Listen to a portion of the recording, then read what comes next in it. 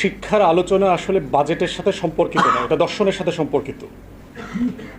এবং বাংলাদেশ রাষ্ট্রের ট্র্যাজেডি হচ্ছে যে সে কখনো শিক্ষা জিনিসটাকে ডিফাইন করে নাই। এই রাষ্ট্র সে সংবিধানে বলেছে এটা একটা মৌলিক অধিকার, কিন্তু এটাকে সে ডিফাইন করে নাই। মানে জিনিসটা কি, এটাকে একটা হাতি, মানে আমি কি জানলে পরে আমি শিক্ষা পেয়েছি বলে ধরে নেওয়া হবে। তারপরে হচ্ছে বিদেশি তহবিল পাওয়ার জন্য শিক্ষিতের ডেফিনেশন, শিক্ষার ডেফিনেশন করে নাই, কিন্তু শিক্ষিতের ডেফিনেশন করেছে। সেটা হচ্ছে আপনি স্বাক্ষর দিতে জানেন কিনা। কারণ হচ্ছে যে আপনাকে বিদেশের অনেক তহবিল লাগে, একটা মূর্খ জাতি আমরা লেখাপড়া জানি না, তো আমাদেরকে টাকা দাও। তো প্রতি বছর এই কথা বলে বলে আমরা প্রচুর ভিক্ষা পাই। এই ভিক্ষাটা আমরা কন্টিনিউ করতে চাই বলে যেটা হয়েছে, আমাদের সম্মানিত বর্তমান সাবেক সংসদ সদস্য মহোদয়রা, রাষ্ট্র সরকার মহোদয়রা যারা ছিলেন, সবাই মিলে সিদ্ধান্ত নিয়েছেন যে আমাদের শিক্ষার হার হচ্ছে যিনি লিখতে পড়তে পারেন বেসিক, স্বাক্ষর দিলেও চলবে, এটাই হচ্ছে আমাদের 70%+। কিন্তু আসলে শিক্ষার যে ডিফাইন্ড জায়গা আছে গ্লোবালি, সেখানে আপনি যদি বিবেচনা করেন আমার শিক্ষার হার কোনোভাবেই 30% ক্রস করে না। তো এখন প্রশ্ন হচ্ছে, আমার একটা জাতির কত অংশকে আসলে লেখাপড়া করে শিক্ষিত করা দরকার? সবাইকে লেখাপড়া করানো দরকার?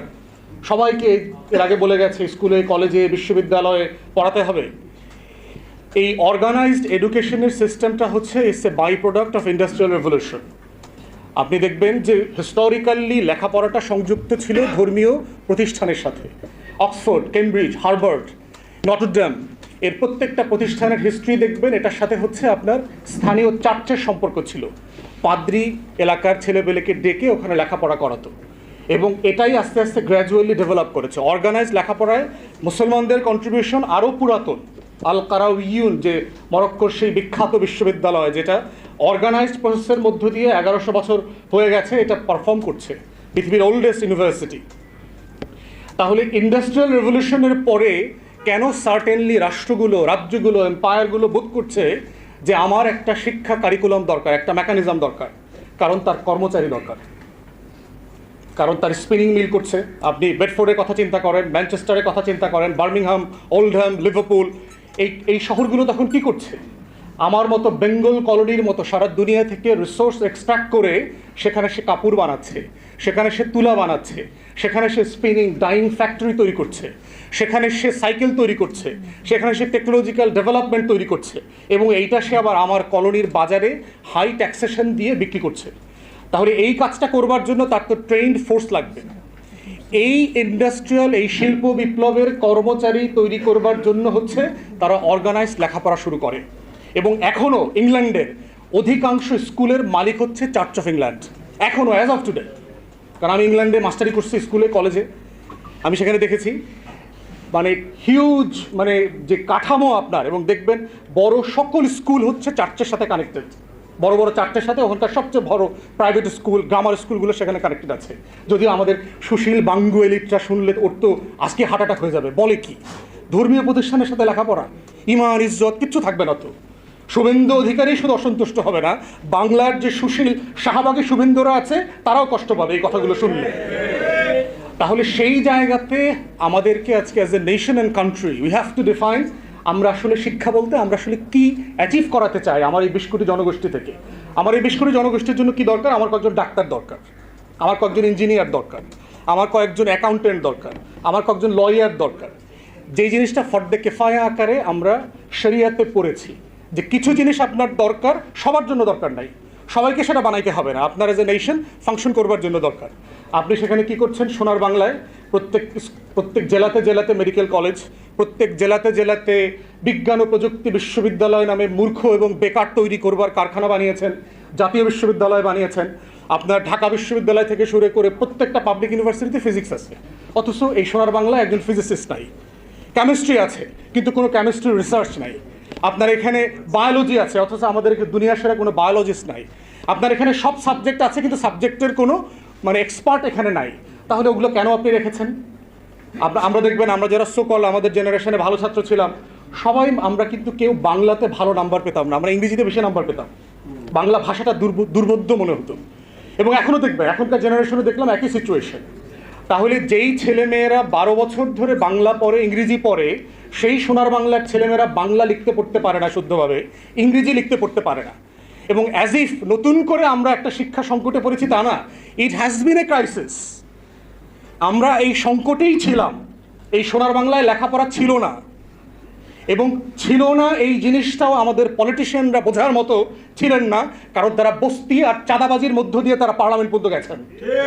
এরা কেউ লেখাপড়া করে পার্লামেন্টে যায় নাই। তাহলে এই জাতির ট্র্যাজেডি হচ্ছে একটা মূর্খ generation have been the governors and rulers for generations for last 5 decades। তো এই মূর্খ জনগোষ্ঠীরা যখন জাতির নেতা হয় তখন সে চিন্তা করে ইন্টার পাস ডিগ্রি পাস কেন, সাইন করতে পারলেই তো হইল। কেন সাইন করতে পারলে হয়? পুরাতন ব্যবস্থায় ছিল যান, দাদন সিস্টেমের কথা মাথায় রাখেন, জমির দলিলের মালিকানার কথা চিন্তা করেন। আসলে আপনার কি লাগে? আপনি জমি কিনছেন, বিক্রি করছেন, কতটুকু দরকার? স্বাক্ষর করাটা দরকার। ঋণ নিতে যেতে হয় আপনার বাজারে, বেচা কেনার জন্য যেতে হয়, কি করতে হয়? একটা টিপসই দিতে হয়, স্বাক্ষর দিতে হয়। তাহলে এই যে মূর্খরা আসছে বিভিন্ন জায়গা থেকে, জনপদ থেকে, আমার ঢাকাকে কেন্দ্রকে গভর্ন করবার জন্য, সে চিন্তা করে দেখেছে কই আমার মা, খালা, চাচি, দাদা, দাদি, হ্যাঁ করতে ওই স্বাক্ষর করা ছাড়া আর কোনো কাজ নাই। তাহলে এত লেখাপড়া করতে হবে কেন? ওইটাই শিক্ষিত বলে দেন, আমরা 75% শিক্ষিত। তাহলে আপনার 75% শিক্ষিত, তাহলে পিওনের চাকরি করবার জন্য মাস্টার ডিগ্রি পাস লাগতেছে কেন? আগে 8 পাস হলে কনস্টেবল এসআই হইতে পারতো, এখন আপনার ডিগ্রি পাস লাগতেছে কেন, ইন্টার পাস লাগতেছে কেন? তাহলে এই যে টোটাল কাঠামোগত সমস্যা, এইটার সমস্যা আপনি বাজেটের জায়গা থেকে আলোচনা করে সমাধান করতে পারবেন না। রাদার আমি ফিল করতেছি উই হ্যাভ সাফিসিয়েন্ট ফান্ডস।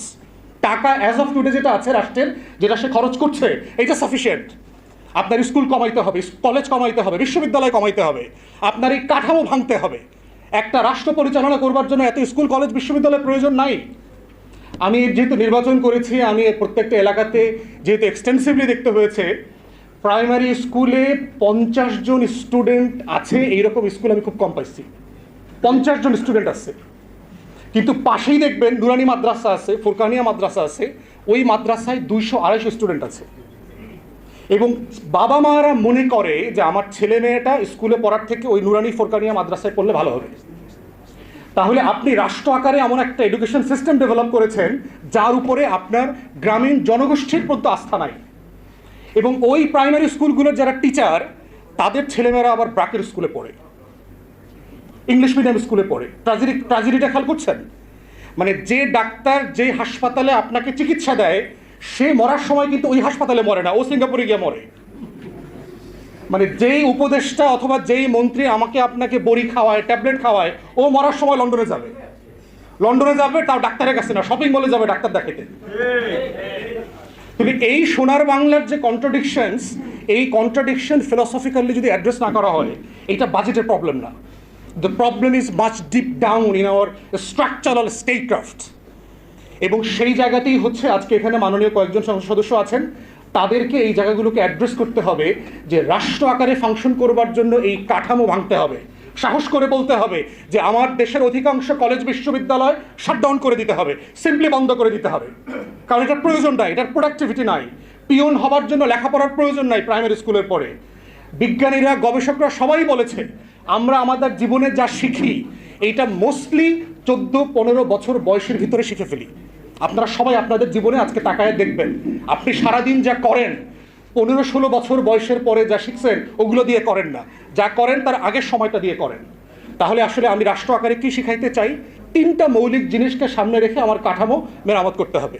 একটা হচ্ছে রাষ্ট্রের এডুকেশনের একটা নলেজ পার্ট থাকতে হবে, যে এই রাষ্ট্র আমাকে আপনার সমাজ, আমার পরিবার, আমার চারপাশ, আমার ইতিহাস, আমার অ্যানথ্রোপোলজি সম্পর্কে আমাকে শিখাবে যে আমি আসলে কে, কোত্থেকে আমার এই জাতিসত্তার বিকাশ হয়েছে, এই নলেজ পার্ট। সেকেন্ড হচ্ছে স্কিল পার্ট, যে আমি একজন নাগরিক আকারে ফাংশনাল হবার জন্য আমার কিছু জিনিস জানতে হবে, আমার 4-5টা ভাষা জানতে হবে, আমাকে 4-5টা কাজ জানতে হবে, আমাকে বেসিক কমিউনিকেশন জানতে হবে। থার্ড হচ্ছে ethics, morality, what can be done and cannot be done, legal frame কি, এটা মোরাল ফ্রেমটা কি। এই 3টা মোটা দাগের জিনিস শেখাতে একটা রাষ্ট্রকে 5-7 বছরের বেশি লেখাপড়া করানোর প্রয়োজন নাই। তাহলে এই কাঠামো ভাঙলে আপনার হাতে আরও টাকা আসবে। অতএব সেই বেকার, আপনি শিক্ষিত বেকার বানায় যাকে আপনি এমপ্লয়মেন্ট দিতে পারছেন না, তার জন্য আপনি আরও 2টা বিশ্ববিদ্যালয় করছেন, আপনি তার জন্য ট্রেনিং ইনস্টিটিউট করছেন, আপনি তাকে এমপ্লয়েবল করবার জন্য যুব সংস্থান মন্ত্রণালয় থেকে আবার নতুন করে প্রোগ্রাম দিচ্ছেন। তাহলে আপনি এমন একটা ডিফেক্টিভ কাঠামো তৈরি করেছেন যেই কাঠামোর পিছনে কন্টিনিউয়াসলি আপনাকে কম্পেনসেট করতে হচ্ছে, আপনাকে আরও বেশি খরচ করতে হচ্ছে ওই বেকার ছেলেটাকে তার বেকারত্ব থেকে দূর করবার জন্য। এবং করতে করতে যেটা হচ্ছে, সে এমন একটা বয়সে গিয়ে তার এই বেকারত্বের অভিশাপটা ঘুচে যায়, দেন ইটস টু লেট। সে আর ওই টেকনিক্যাল হ্যান্ড তার মাথায় আর পড়ে না। এই জন্য দেখবেন যে আমাদের চিন্তার কোনো ফ্রেম এই সোনার বাংলায় নাই।